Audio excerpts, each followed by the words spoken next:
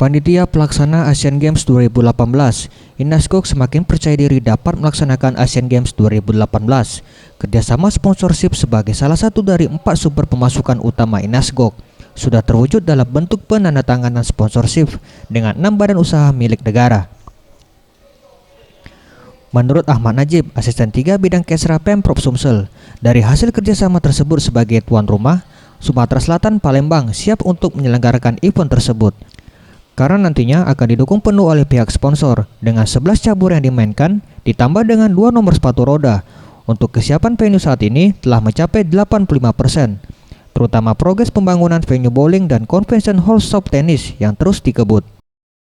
Dalam pertemuan dengan Bapak Wakil Presiden dalam kaitan penyelenggaraan Asian Games, ada beberapa hal yang positif kontrak itu lebih diinikan lagi, mengingat beberapa hal yang mendesak, misalnya antara lain sponsor yang pada saatnya waktu itu penggunaan anggaran itu dalam penggunaan apa yang dibiayai oleh pihak ketiga itu pemanfaatannya setelah tanggal 19 Agustus 2018.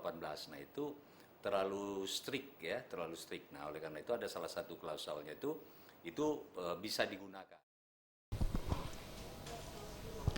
Selain menambah fasilitas venue, Pemprov Sumsel juga membangun wisma atlet baru yang digunakan untuk para atlet. Kemudian, sarana penunjang transportasi seperti LRT, flyover, dan 2 jembatan baru. Tim Liputan, Sriwijaya TV.